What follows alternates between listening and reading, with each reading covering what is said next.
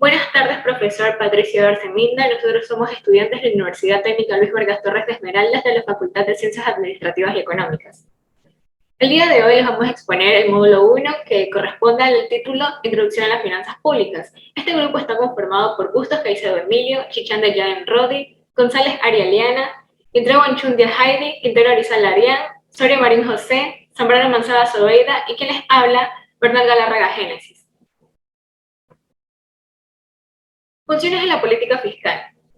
Como sabemos, la finalidad del Estado es el bienestar público. El progreso material y la prosperidad de una nación son deseables, sobre todo en la medida en que contribuyen al bienestar moral y material de todos los buenos ciudadanos. Entre las funciones del Estado tenemos la legislativa, la ejecutiva y la fiscal. Sin embargo, en el caso de nuestro país, Ecuador, de acuerdo al ordenamiento constitucional vigente, se incluyen también como funciones del Estado al electoral y en la participación ciudadana y control social, las entidades que son parte de ella. Y aquí surge una interesante pregunta. ¿Cuál es el rol del Estado en la economía? Como vemos, tenemos 3 puntos, que son la mercantilista, la de Adam Smith y la economía moderna, y lo que varios pensadores dijeron.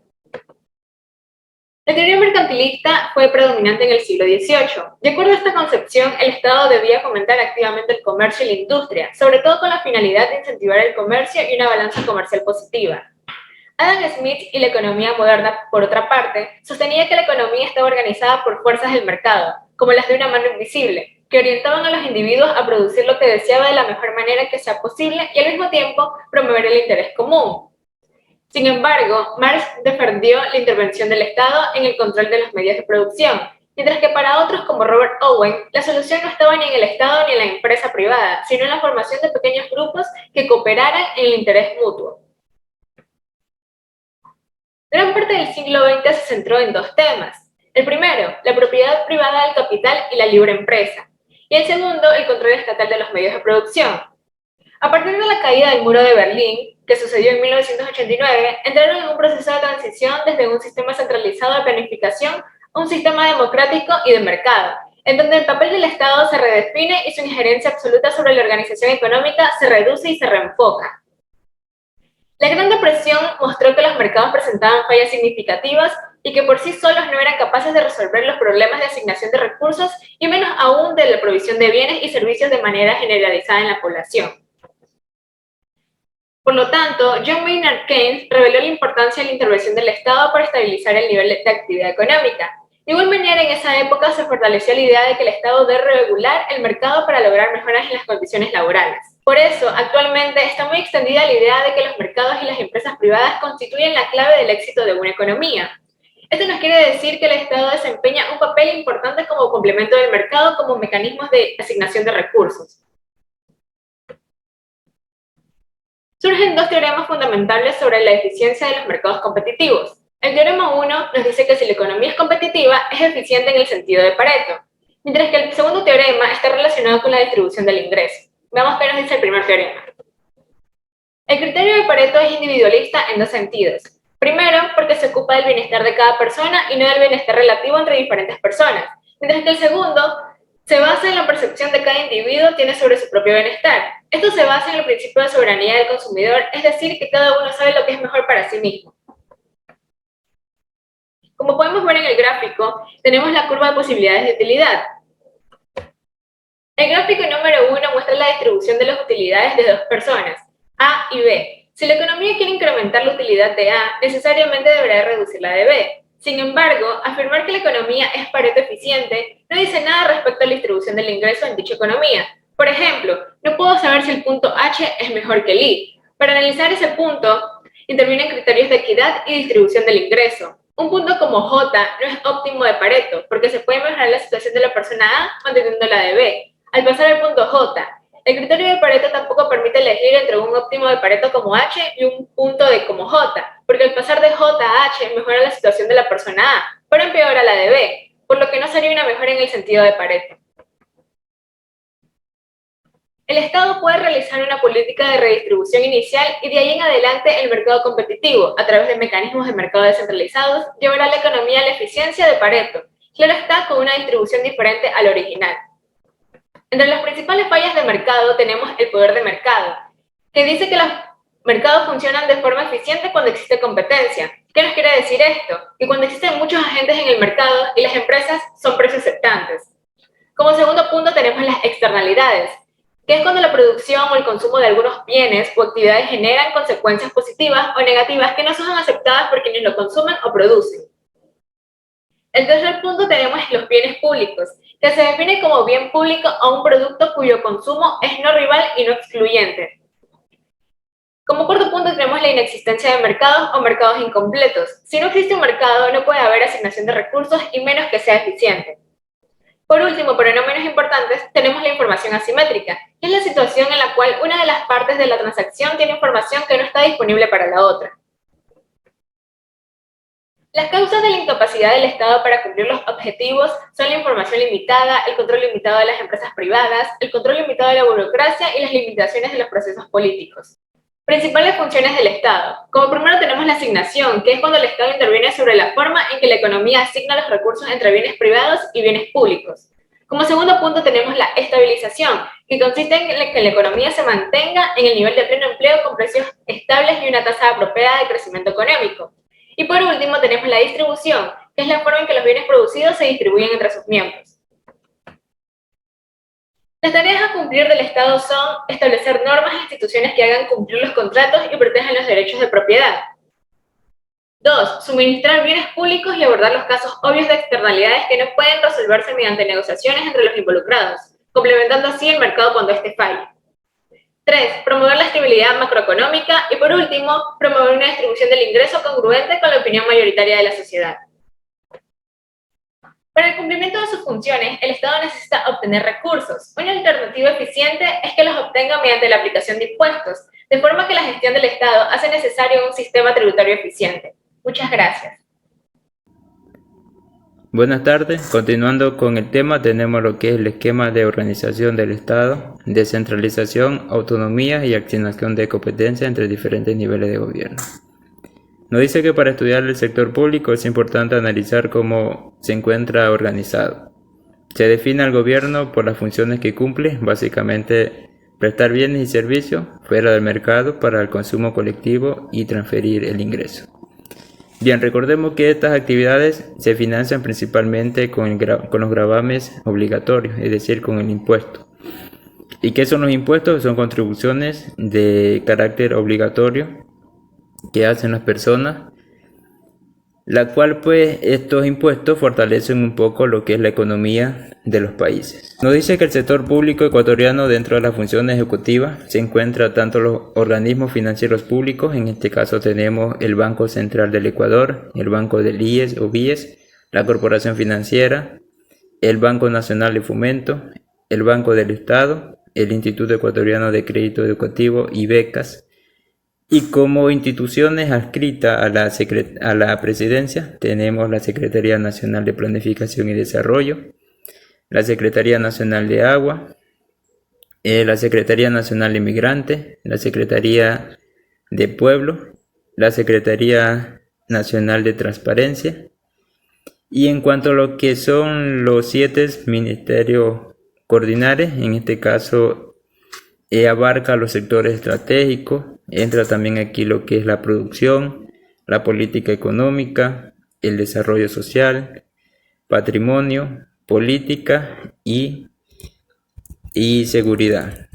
De acuerdo al artículo 285 de la Constitución del 2008, la política fiscal tiene como objetivos el financiamiento de los servicios, inversión y bienes públicos, la distribución del ingreso por medio de transferencia, tributos y subsidios adecuados, la generación de incentivos para la inversión en los diferentes sectores de la economía y para la producción de bienes y servicios socialmente deseables y ambientalmente aceptables.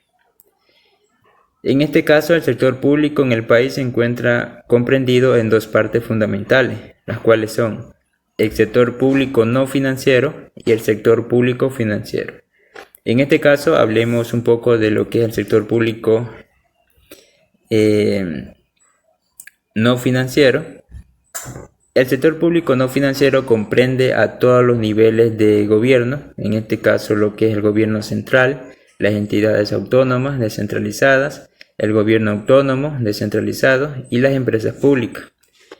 Este sector se divide en dos subgrupos, la cual es gobierno general y lo que es las empresas públicas. El gobierno general agrupa todas las unidades cuya función principal es prestar servicios colectivos y efectuar operaciones de distribución dentro de los ingresos.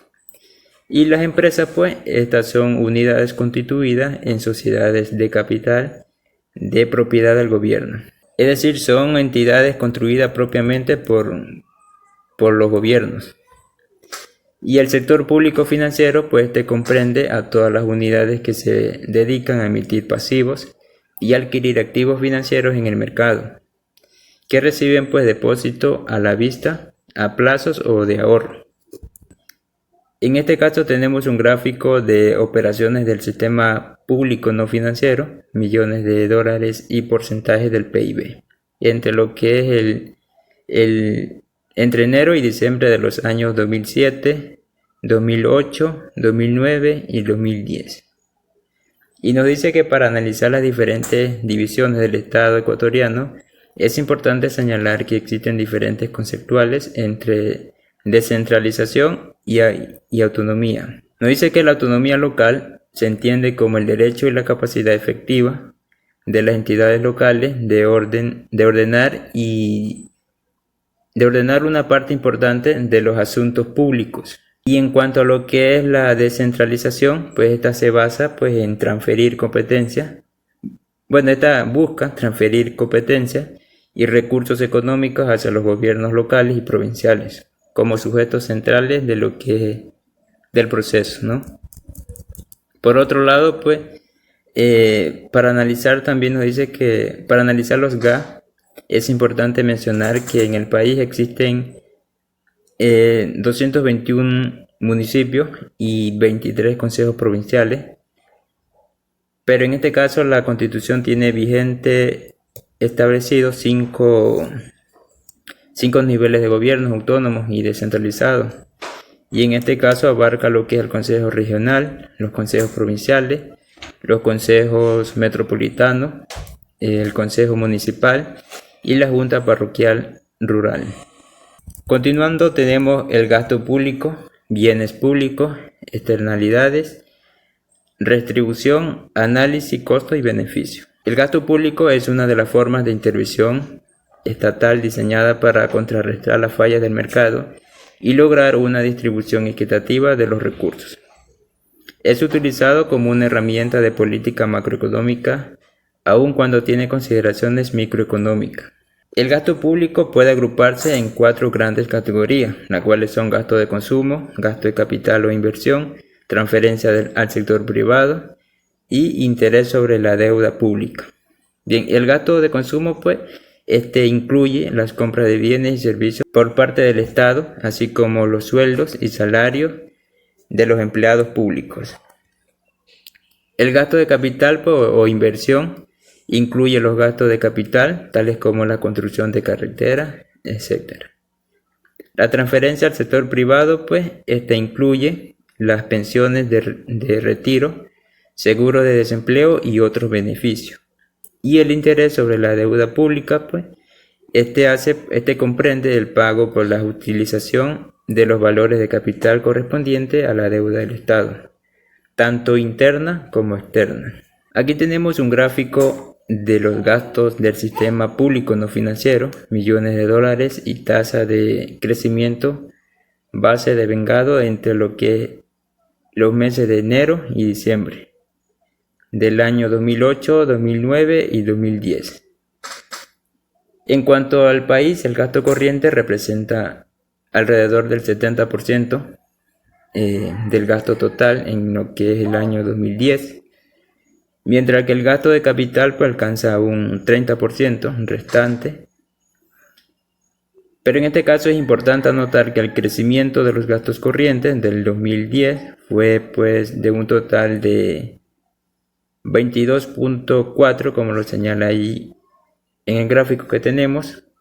Hablamos de los gastos corrientes, Y los gastos de capital, por su lado, pues mostraron una variación del 11.1%, como lo vemos ahí en los últimos cuadritos del gráfico de lo que es el gasto de capital.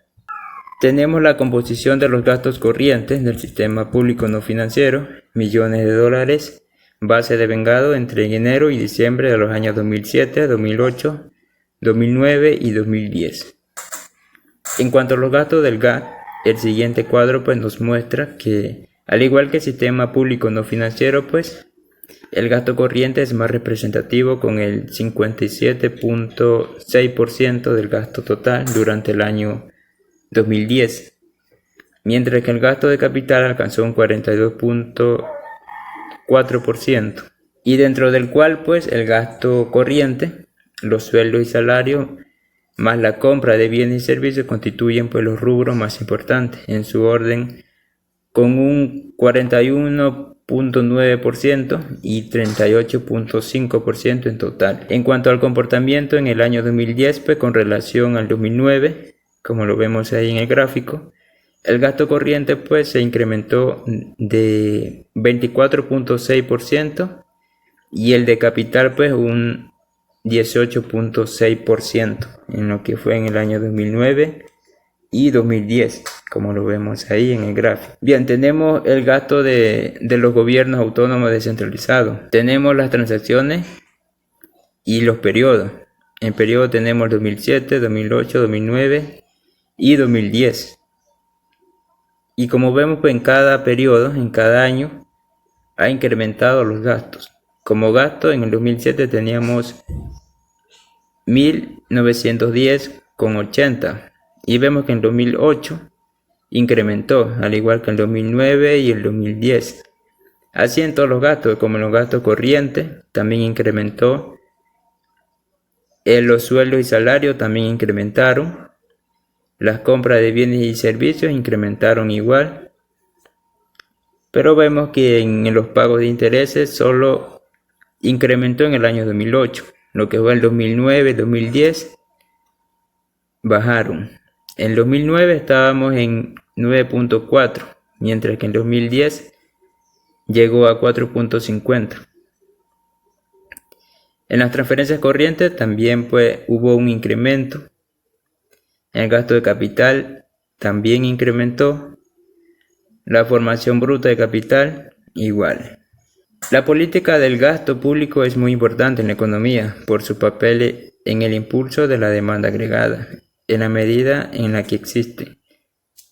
Es decir, que el gasto del gobierno de $1 genera una variación del PIB superior a la unidad, ya que la compra inicial de un bien o servicio por parte del Estado pone en marcha una cadena de gastos asociados. Por ejemplo, si el Estado construye un hospital, los constructores gastan parte de su renta o bienes y el proceso de consumo, lo que genera a su vez más renta, parte de la cual se vuelve a gastar, y de esta manera pues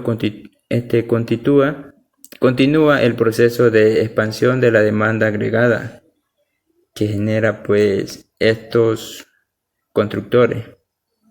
Tenemos los bienes públicos. Los bienes públicos por excelencia son defensas nacionales, la justicia y la representación en el exterior. Estos bienes públicos tienen dos características básicas, las cuales son: la primera, no son rivales en el consumo, y la segunda, no son excluyentes.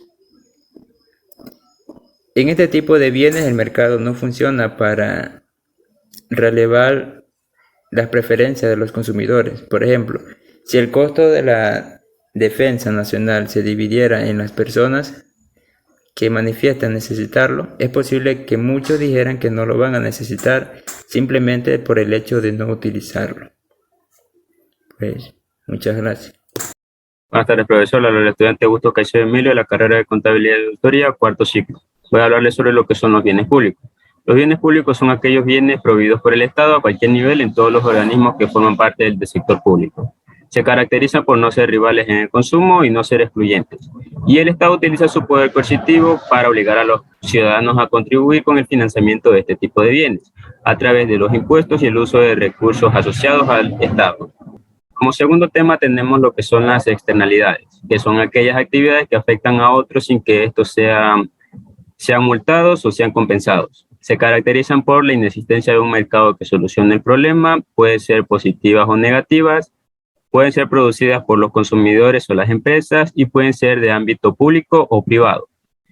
Aquí tenemos el siguiente gráfico que expresa una externalidad negativa, donde podemos revisar los dólares, la producción socialmente eficiente, la producción real, que es igual a Q1, y la socialmente eficiente, que es igual a Q con asterisco. Tenemos el coste marginal social, el coste marginal privado, daño marginal y beneficio marginal.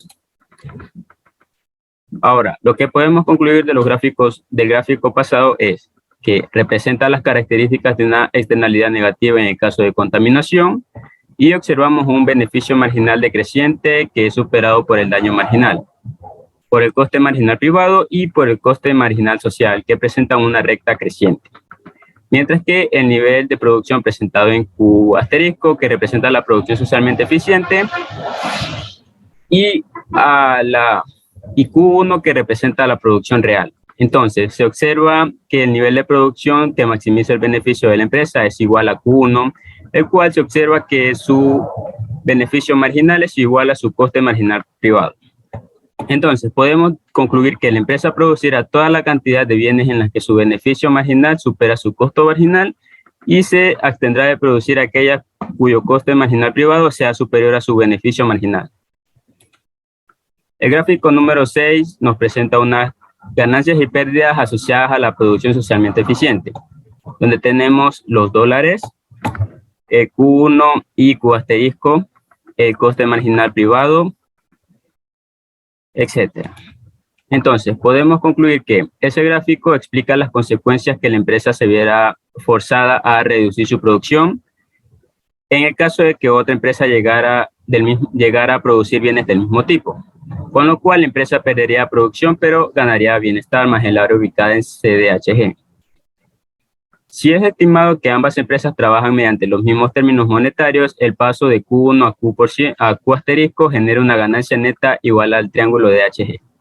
Y un dato importante de esto es que se implica que no es deseable una contaminación nula, ya que lo que se quiere es que los beneficios y costos sean compensados, lo cual ocurre cuando los niveles de contaminación son positivos. Los mecanismos para solucionar externalidades. Tenemos los que son mecanismos en el sector privado y la intervención del Estado. Los primeros se dan a través de compensaciones en el cual quien produce el daño paga a la persona que está damnificando o en viceversa, en el que el damnificado paga para que el primero pare o disminuya su actividad y no puede aplicar en casos de contaminación ambiental, mientras que la intervención del Estado se desenvuelve a través de impuestos, subsidios o regulaciones. Los impuestos pueden ser aplicados al agente que contamina con un monto igual al daño social marginal, correspondiente al nivel de producción de eficiencia, con el cual esperamos que el agente contaminante reduzca su producción, pero no se requiere que éste deje de producir. En caso de no cumplir, se pueden imponer sanciones que van desde la multa, clausura o hasta la cárcel. Análisis costo-beneficio. El análisis costo-beneficio es la evaluación de proyectos que normalmente son obligados a comparar y generados en diferentes periodos de tiempo para analizar la rentabilidad de un proyecto, por lo cual se utiliza el concepto de valor actual. Tenemos el siguiente cuadro donde nos explica el cálculo de valor actual descontado. Entonces, tenemos años, beneficios, costes, beneficios netos, factor de descuento, beneficios netos descontados. El cuadro nos muestra el sistema de producción de una empresa en 5 años. Los ingresos netos son multiplicados por los factores de descuento de cada año. Tenemos aquí el factor de descuento y se observa una diferencia entre los beneficios netos no descontados y los beneficios netos descontados. Aquí están los beneficios netos y los beneficios netos descontados. Gráfico número 7. Tenemos los kilos de aguacates, el precio por kilo de aguacate y las conclusiones. donde nos dice que el gráfico número 7 refleja un ejemplo de excedente de producción aplicado al proyecto de regadío en la producción de aguacate. La demanda de aguacate es definido como de cero. Antes de iniciar la oferta se ubicaba en OA y el precio era de 2,89 y AO. Al explorar nuevos terrenos, la curva de oferta se desplaza hasta O1A y el precio se reduce a 1,35 y el consumo aumenta hasta A. Entonces, cuando el precio rondaba entre 2,89, el excedente era correspondiente al área EBD.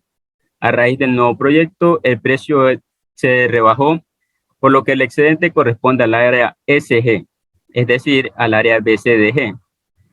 Esta área es medida por el valor que tiene la posibilidad de los consumidores de comprar aguacates a menor precio. Por lo tanto, en la medida en que el gobierno estime la curva de demanda, podrá pedir las ganancias asociadas al proyecto.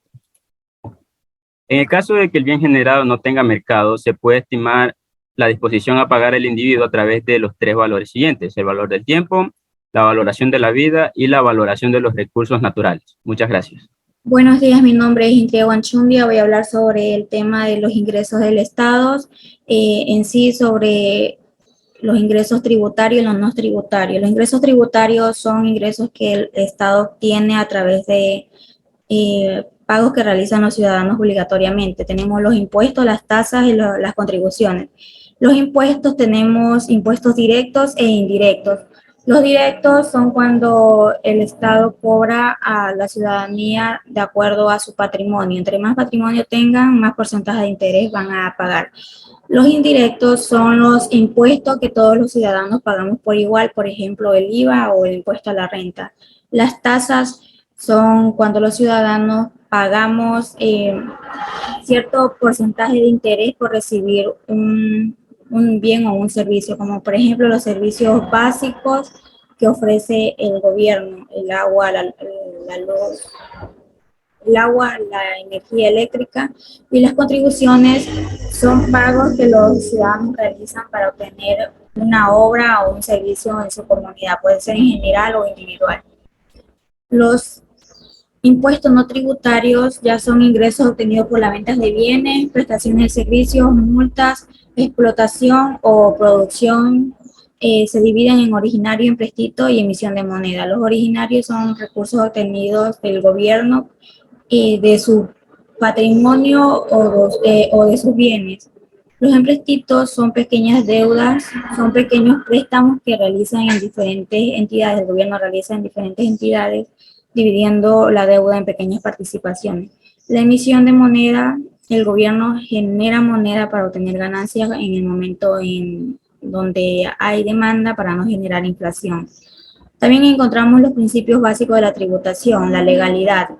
El gobierno debe cobrar cierto porcentaje de interés de acuerdo a lo que dice la ley, y también no debe haber discriminación. Esto hace referencia al principio de equidad.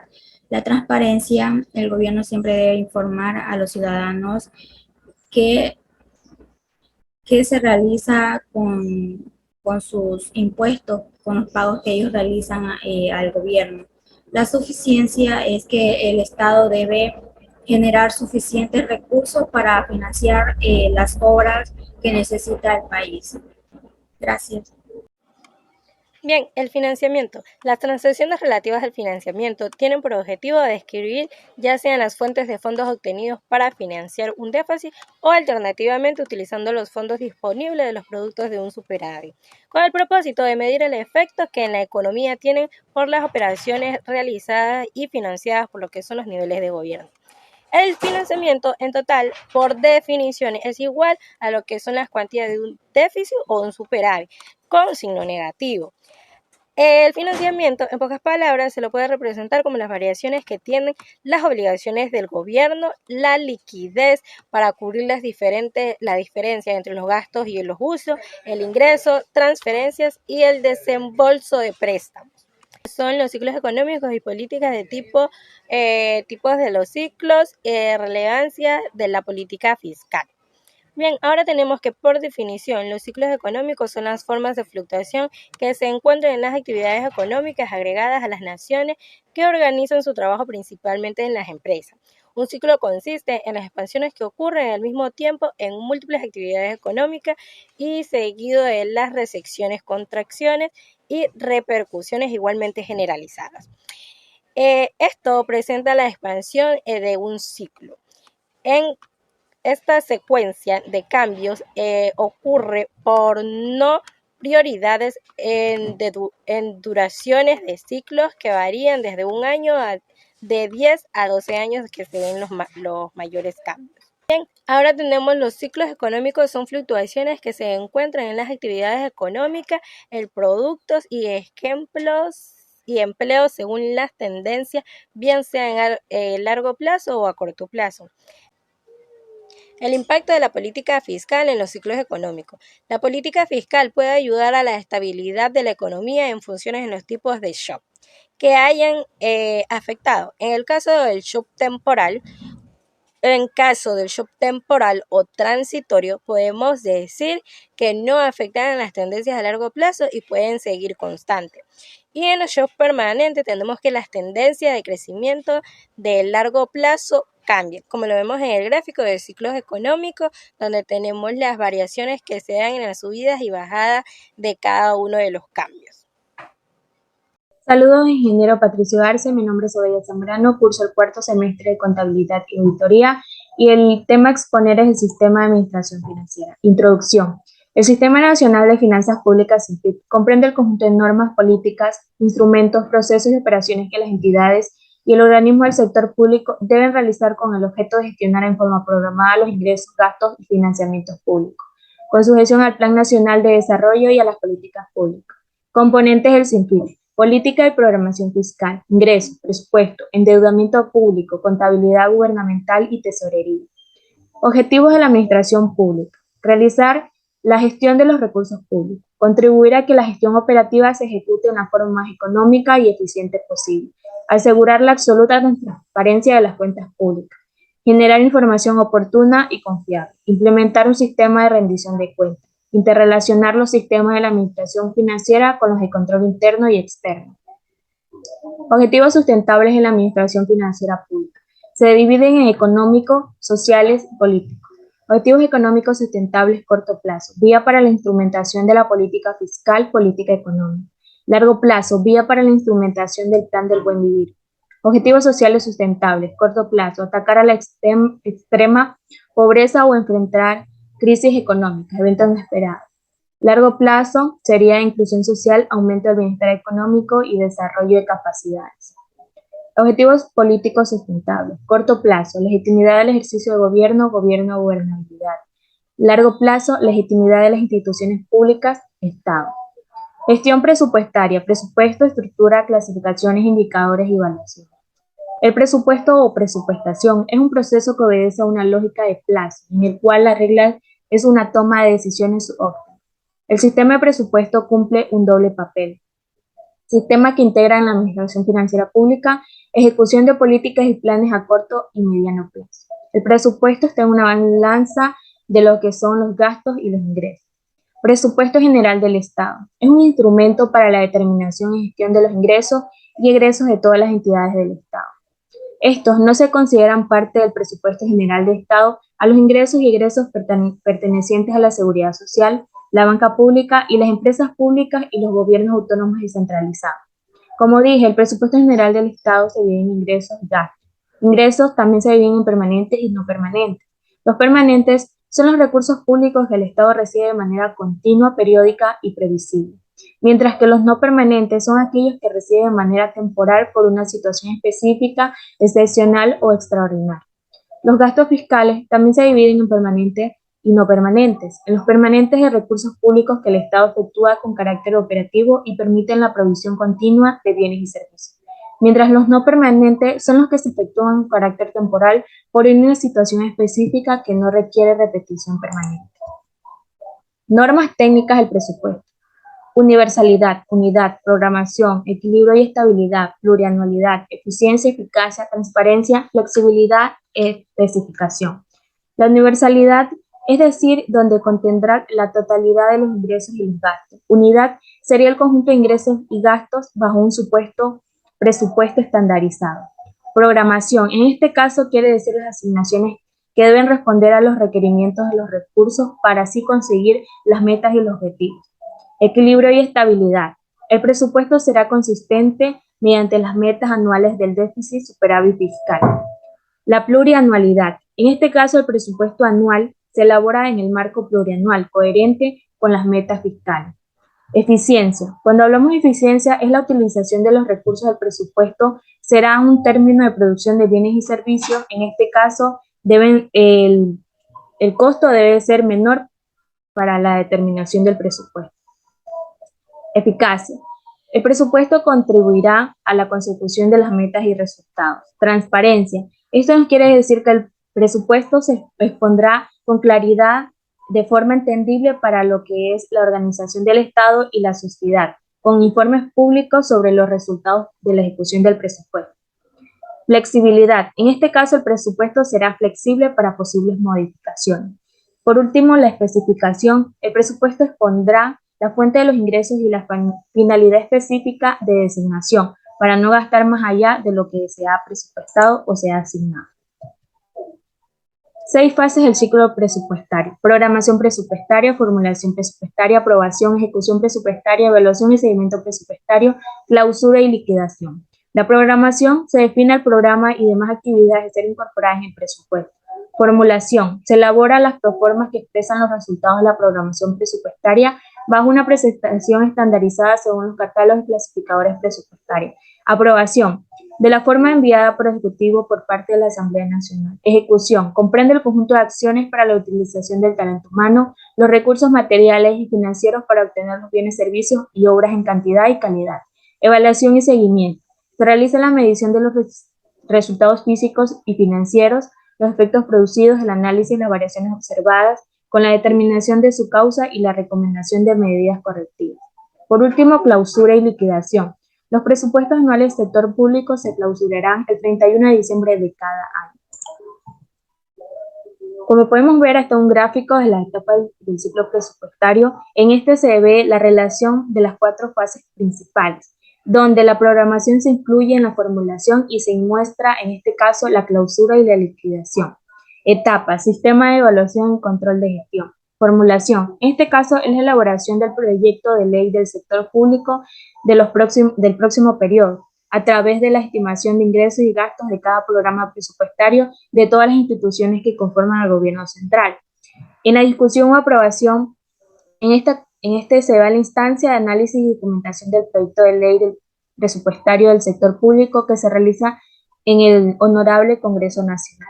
La ejecución sería el proceso de entrega mensual de los recursos presupuestarios de las instituciones, actualización del presupuesto inicial mediante los decretos de modificaciones presupuestarias y registro del gasto efectivo y devengado. Por último, tenemos la evaluación, que es el proceso de análisis del ejercicio presupuestario del periodo anterior por ministerio o institución que incorpora la información presupuestaria de gasto y gestión. Muchas gracias. Sistema de administración financiera. Presentación estandarizada del presupuesto según catálogos y clasificadores presupuestarios para facilitar su exposición, posibilitar manejo y permitir su consolidación. Clasificaciones presupuestarias. Las clasificaciones presupuestarias son instrumentos que permiten organizar y presentar la información. Para el presupuesto de nuestro país se consideran las siguientes: clasificación sectorial, clasificación institucional y de entidades operativas desconcentradas, clasificación por sectores de gasto, clasificación programática, clasificación geográfica, clasificación por fuente de financiamiento, clasificación por concepto de ingresos y por objeto del gasto, clasificación económica de los ingresos y gastos, clasificación funcional del gasto y por último, clasificación por orientación del gasto. Medición de resultados y evaluación. La medición de resultados tiene como propósito establecer el desempeño de los programas públicos en términos de los efectos inmediatos y los de mayor alcance para cuyo efecto se utilizan indicadores de resultados mismos que deben estar bajo los conceptos de eficiencia y eficacia. Los indicadores de resultados permiten conocer el aporte de los bienes y servicios provistos para el cumplimiento de los objetivos del programa y de las políticas públicas. Estos indicadores se expresan normalmente en términos porcentuales o relativos para reflejar el grado de contribución a la satisfacción de las demandas de la sociedad o su cobertura. Bajo esta técnica, todo programa presupuestario contendrá metas de producción de bienes y servicios finales consistentes con los objetivos de los planes operativos anuales, sobre los que se definirán sus impactos en el corto y mediano plazo a través de indicadores de resultados. Por otro lado, es fundamental que el sistema presupuestario incorpore mecanismos de evaluación que posibiliten seguir de cerca la ejecución presupuestaria, tanto para adoptar las correcciones necesarias en el momento oportuno como para retroalimentar la programación de ejercicios futuros. La evaluación debe medir, por un lado o en primer lugar, el grado de avance donde se compara la programación inicial con la ejecución hasta una fecha determinada y en segundo lugar, los desvíos que surgen de comparar lo programado y lo ejecutado para un periodo. El Ejecutivo debe elaborar la programación presupuestaria cuatrianual que recoge la política fiscal y el análisis de sostenibilidad de la misma. Crédito público, tesorería, sistemas relacionados que contiene a recursos humanos, compra, administración, proyectos de inversión y finalmente contabilidad. Crédito público. Este sistema está integrado por un conjunto de principios, normas, organismos, recursos y procedimientos administrativos que intervienen en las operaciones que realiza el Estado con el objeto de captar medios de financiamiento que implican endeudamiento. Los principales instrumentos que utilizan los gobiernos son los siguientes: emisión y colocación de títulos, bonos y obligaciones de largo y mediano plazo. Emisión y colocación de letras del Tesoro cuyo vencimiento supere el ejercicio financiero. Contratación de préstamos con instituciones financieras. Contratación de obras, servicios o adquisiciones cuyo pago total o parcial se estipule realizar en el transcurso de más de un ejercicio financiero posterior al vigente, siempre y cuando los conceptos que se financien se hayan devengado anteriormente. Y finalmente, deuda contingente que pueda generarse por el otorgamiento de avales, fianzas y garantías con vencimiento que excedan el ejercicio financiero. Este sistema está sujeto a normas detalladas por parte del Poder Legislativo e incluso a nivel constitucional. Las etapas a través de las cuales se instrumenta son autorización, negociación o emisión, contratación o colocación y administración y control. El sistema de tesorería comprende el conjunto de principios, normas, recursos y procedimientos que intervienen directamente en los procesos de administración de los recursos públicos, es decir, la percepción y recaudación de los mismos, así como su canalización para el cumplimiento de las obligaciones del Estado. Esta administración debe ser compatible con la política monetaria para asegurar un manejo armónico y ordenado de los fondos públicos. La adecuada combinación de la política monetaria con la política de gestión de caja permite programar el endeudamiento público de corto plazo. La Tesorería Nacional realiza su gestión en tres niveles básicos: normativo, a través de la generación de políticas globales y el dictado de normas y procedimientos de ejecución y control; programación financiera, para lo cual se debe elaborar un presupuesto de caja que permita articular la gestión de caja del Tesoro con las políticas macroeconómicas del gobierno; y finalmente, recaudación de ingresos y administración de pagos, lo que implica la percepción, el registro y control de los fondos recaudados por los organismos públicos y la centralización de pagos. El instrumento operacional central para operar la unidad de caja es la denominada cuenta única.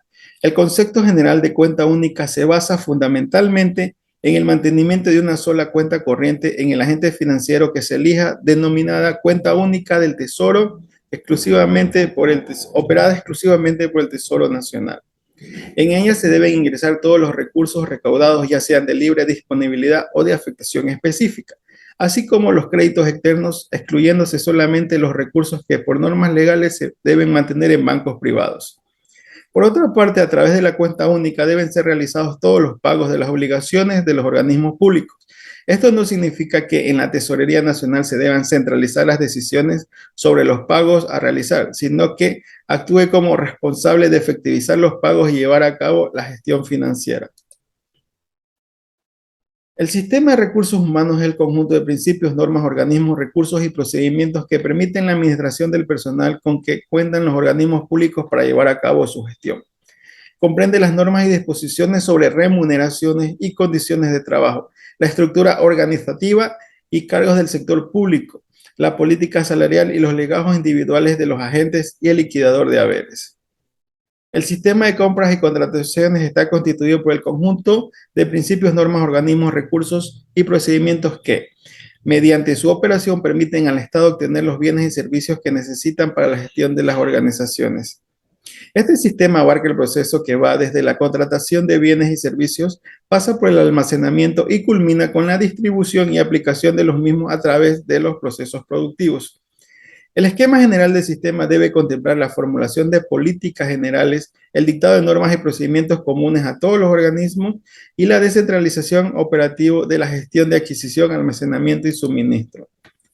El sistema de administración de bienes está constituido por el conjunto de principios, normas, organismos, recursos y procedimientos administrativos que intervienen en los procesos de administrar los bienes físicos del Estado, ya sean de dominio público o privado, y del ser caso de este último, sean bienes muebles o inmuebles. Los instrumentos básicos de este sistema son los siguientes: criterios de identificación de bienes, normas sobre valoración de bienes, base de datos para la instrumentación de un inventario, proceso de administración de bienes, transferencias bajas, entre otros, normas regulatorias que fijan los principios del sistema.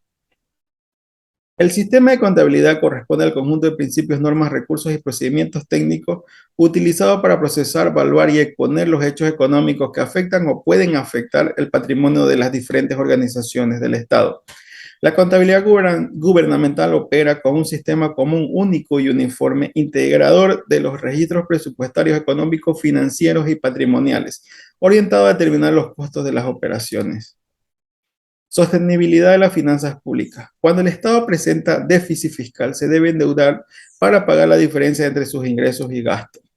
Si el déficit se mantiene año con año, el Estado se verá obligado a endeudarse anualmente. El valor acumulado de este endeudamiento es lo que se conoce como deuda pública, la cual puede ser adquirida por el Estado por agentes dentro del país, que sería la deuda externa. Estos serían bancos bancos, instituciones, organizaciones que se encuentran dentro del territorio nacional, y por otro lado la deuda externa, que es la deuda que adquiere el Estado con organismos internacionales. La consecuencia inmediata del aumento de la deuda son los intereses que el Estado debe pagar, que forman parte del déficit global. El endeudamiento del Estado, al igual que de las personas, no es malo de por sí, depende del destino de la deuda. Lo apropiado es que el Estado se endeude para construir carreteras, escuelas, refinerías o proyectos hidroeléctricos que serán usados a largo tiempo.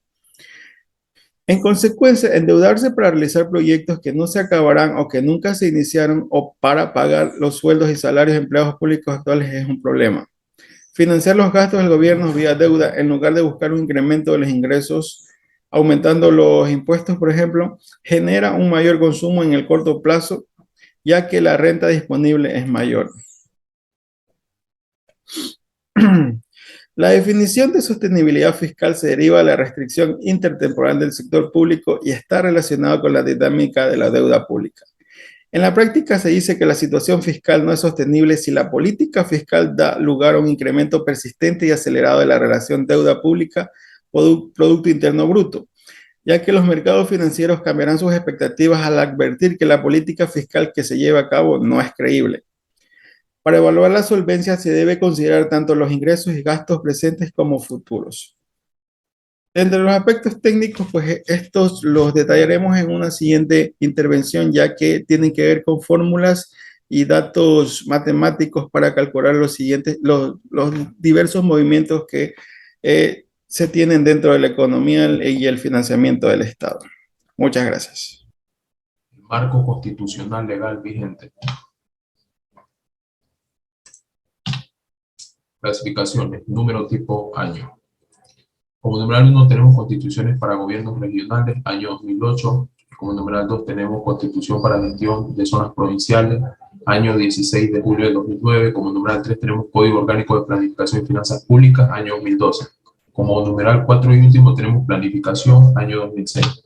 Definición. La Constitución de la República del Ecuador establece el enfoque de derechos y garantiza su cumplimiento mediante dos instrumentos estrechamente relacionados: el Plan de Desarrollo, ahora denominado el Plan Nacional para el Buen Vivir, y el Presupuesto General del Estado. Mientras el Plan de Desarrollo establece los objetivos de mediano y largo plazo, el PGE, que es el Presupuesto General del Estado, asigna los recursos necesarios para la consecución de los objetivos reflejados en el plan. El 3.1 Constitución del año 2008 nos dice que el título quinto de la Constitución de la República define la organización del territorio y en este contexto autónomos, gobiernos provinciales, gobiernos que establecen su organización metropolitanos y juntas parroquiales, rurales, los cuales gozarán de una autonomía política, administrativa y financiera y se regirán para los principios de solidaridad, subsidiariedad, equidad interterritorial, integración y participación ciudadana.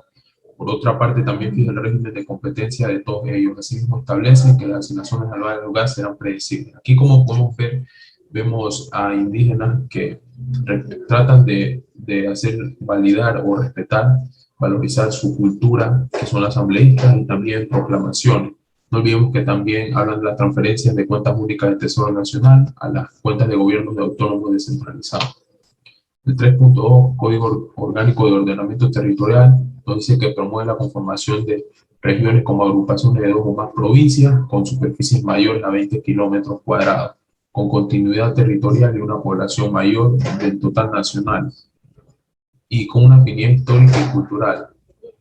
La complementariedad ecológica y el manejo integrado de las cuencas hidrográficas, fundir en un solo cuerpo legal que debe regir la actividad administrativa de los gobiernos autónomos descentralizados. Y dice que este cambio normativo reemplaza la ley orgánica de un régimen municipal y de las juntas parroquiales a la ley de descentralización, a la ley de distribución del 15% y un conjunto de 12 leyes que establecían resignación del presupuesto general del Estado. 3.3 Código Orgánico de Planificación y Finanzas Públicas nos dice que este tiene por objeto organizar, normar y vincular el Sistema Nacional Descentralizado de la Planificación Participativa con el Sistema Nacional de Finanzas Públicas y regular su funcionamiento en los diferentes niveles del sector público. En el ámbito, el Código define las instituciones sometidas al mismo, donde incorporan los gastos. Adicionalmente a esto, el artículo respeta las facultades de gestión autónoma de orden político, administrativo y económico. En este entran las obras, la construcción de calles, empresas, entre otras, que estén regidas al gobierno autónomo descentralizado. La planificación del código establece que al gobierno central le corresponde la planificación a escala nacional respecto a la incidencia territorial de sus competencias de exclusión, de los sectores privativos y los sectores estratégicos, así como la definición de la política, del hábitat y la vivienda. En esta engloba las obras de las ciudadelas, de las casas a personas pobres, BIDU y entre otros, con un desarrollo económico especial y las demás que se determinen en otras normativas vigentes. Para este desarrollo nacional utilizamos instrumentos como el Plan del Buen Vivir, la Armonización y el Gobierno Central.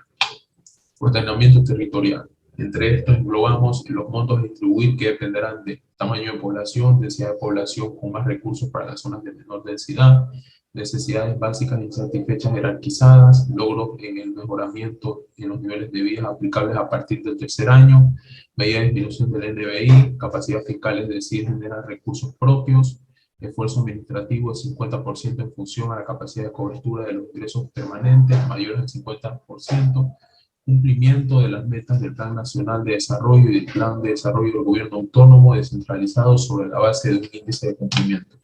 Muchas gracias. Finalmente tenemos la planificación, finanzas públicas y endeudamiento. La planificación, los planes de ordenamiento territorial son los instrumentos del desarrollo. Tienen por objeto el ordenar, compatibilizar y armonizar las decisiones estratégicas de desarrollo respecto de los asentamientos humanos, el manejo de los recursos y las actividades económicas productivas. El gobierno central le corresponde la planificación a escala nacional. Se desarrolla una estrategia territorial nacional mediante el instrumento complementario del Plan Nacional de Desarrollo. El presupuesto de los GAT y sus empresas públicas se ejecutarán a sus propios planes, siempre en el marco del Plan Nacional de Desarrollo. Estos deben tener una visión de largo plazo. Tenemos las finanzas públicas, que en este caso el Estado garantizará la entrega de las asignaciones específicas de ingresos permanentes y no permanentes para los GAT. Una vez aprobados los presupuestos, cada GAT deberá enviarlo con fines informativos al ente rector de las finanzas públicas, en el plazo de 30 días posteriores a su aprobación. Cada ejecutivo de los GAT presentará semestralmente un informe sobre la ejecución presupuestaria. Tenemos el endeudamiento, que es una deuda pública, estará regida por un comité de deuda y financiamiento, por el presidente, el secretario nacional de planificación y el Ministerio de Finanzas. Las entidades del sector público en las que se incluyen los GAT tienen programas, proyectos de inversión para infraestructura y que tengan capacidad financiera de pago, refinamiento de una deuda pública externa en condiciones más beneficiosas para el país. A. La relación porcentual calculada en cada año entre el saldo total de su deuda pública y sus ingresos totales anuales, sin incluir endeudamiento, no deberá ser superior al 200%. B. El monto total del servicio anual de la deuda, que incluirá la respectiva amortización e intereses, no deberá superar el 25% de los ingresos totales anuales sin incluir el endeudamiento. También se prohíbe a las instituciones públicas y privadas conceder créditos a los GAC que sobrepasen estos límites. Muchas gracias.